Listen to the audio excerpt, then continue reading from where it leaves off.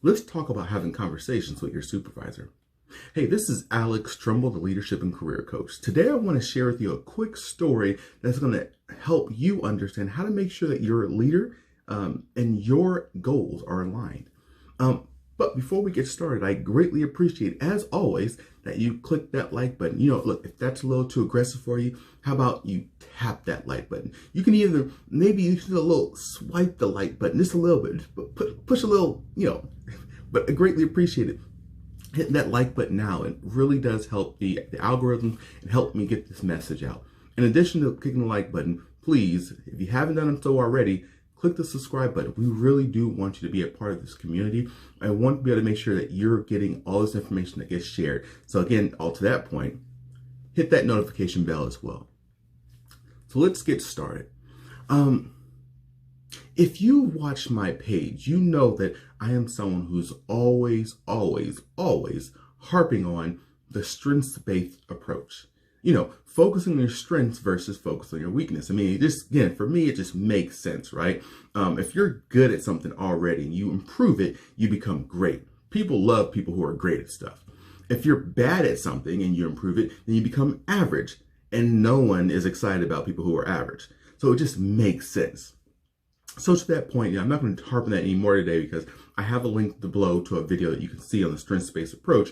But this is what I was sharing at a recent government training I was doing. And the homework that the staff, that the participants had, was to go and have a conversation with their supervisor about their strengths. Now, those conversations generally went really well. A lot of the cases, the supervisor actually, the strengths the supervisor identified for the participant were in alignment with what the participant thought their strengths were. So it was really great. And there were a lot of productive conversations that were had. However, there were a few people who did not have those conversations. And I asked them why. And there was two reasons that were shared. The first is because they were busy. Now, do I believe that? Maybe you could be busy, maybe not. I mean, you had over a month to do it, so okay, I'll give it to you. Maybe you're busy. But the second reason what I believe was the real reason. See, the second reason that was given was that, well, my supervisor really just doesn't know anything about me.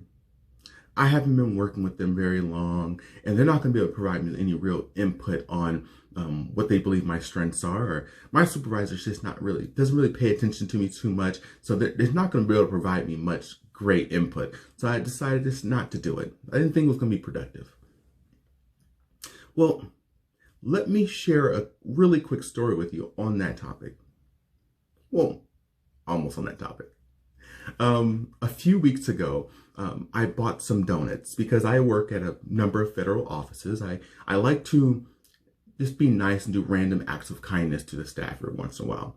So I bought some donuts and brought them to the office and set them on the welcome desk. And this is where all the donuts, all the cookies, whenever someone volunteers or donates their money to bring something for the office, this is where everyone sits everything at. So I set my donuts on the welcome table and I walked away to the place where I was going to be working. Well, then the person who sits at the welcome desk started talking to his colleague, and they didn't know I could hear them. And he said, I wish I could throw these effing donuts in the trash. People keep sitting stuff over here. And this guy was going in. He was not happy about those donuts being there. So after he finished, I walked over, I grabbed the box of donuts and I said, hey, I didn't know these weren't supposed to be here. And I walked them to the kitchen, set them down, and look, in hours, those donuts were gone. People enjoyed them. But you know what?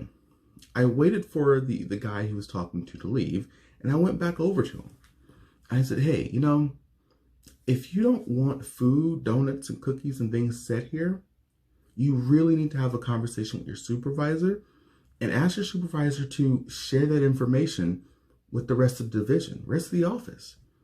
I mean, because I've been working in you guys' office for a little over 2 years now, and this is where everyone sits this stuff. And everyone is bringing these things in, trying to be good, trying to be nice. But obviously, this is negatively impacting you. And if you don't ever say anything about it, people are going to continue bringing it, thinking it's a good thing. So he gave me the, oh, okay, I got it. So I share that story because this is what a lot of us do. A lot of us are upset that our managers, our leaders, are not utilizing us in the way that we want to be utilized. They're not leveraging our strengths to the way that to the level that we believe our strengths could be utilized to help further the organization. We don't believe they're doing that, so we become frustrated and we're upset, and we may even go gossip or tell someone about it, or tell our mentor, our leader's not helping us get to where we want to be. They're not helping us reach our goals.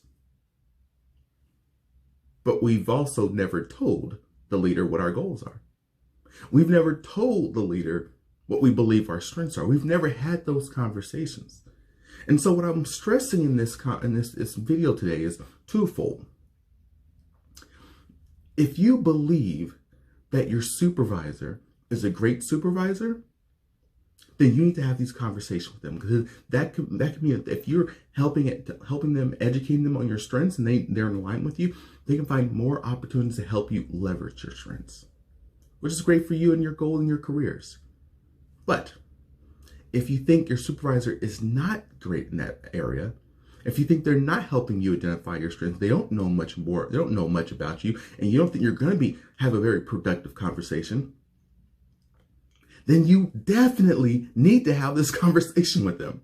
This is an opportunity for you to educate them on where you see your strengths are, where they think you're going to be 10 years, 5 years from now. Like, this is so critical. You have to have these conversations. You don't want to be upset if they're putting you on projects that have nothing to do with your strengths or where you want to be, and you're upset because they're doing it and you haven't told them where you want to be, what you want to work on, what you believe your strengths are. It is critical that you do this.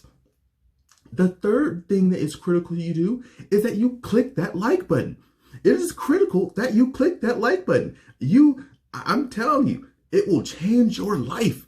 But look, I'm hoping that you're getting this right now. Look, these conversations are not always easy. I understand this. And, when I'm recording this right now, we are in annual performance review area time. Like, everyone's probably gonna start doing these annual performance reviews, and thinking that's the same exact thing. Those are opportunities for you to communicate to your supervisor what your goals are, what your strengths are, what you want to do moving forward, and how they can help you get there. Those annual reviews, those mid-year reviews, those are critical times that really, as organizations, most of us just gloss over. It's just a check off the box. But I have something for you. If you're already a part of my newsletter, then you likely already have this, because I'm going to send this out today to everyone on my newsletter. I worked with, I think, 3 or 4 executives to create a template, a script actually, to actually walk you through what a productive conversation with your supervisor can be during your mid-year or annual review. And it's the same thing you can use to just have a one-off conversation with your supervisor.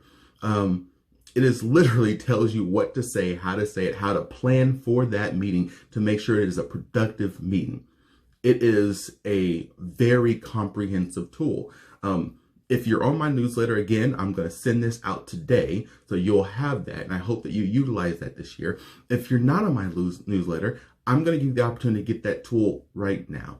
I'm going to tie it to my newsletter, so the first thing you get when you sign up for my newsletter is this tool.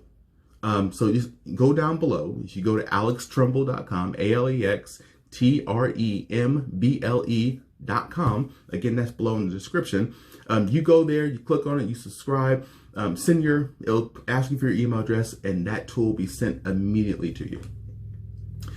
This tool can help change your career. I'm telling you, I worked with executives, I worked with learning managers to make sure that we've framed it exactly how it needs to be framed, to make sure that you're getting the best out of those evaluation, those conversations with your supervisors, and you're also educating your supervisor on how to best utilize you and your skills. I will do one last thing. If you found this video helpful and you want to talk about your strengths and how to utilize your strengths, why don't you leave me a comment below? leave me a comment below, and you and I will try to find some time to, I'll get back with you. I'll respond to your comment, and maybe we could have a little conversation about your strengths. As always, stay strong, stay positive, and definitely stay moving.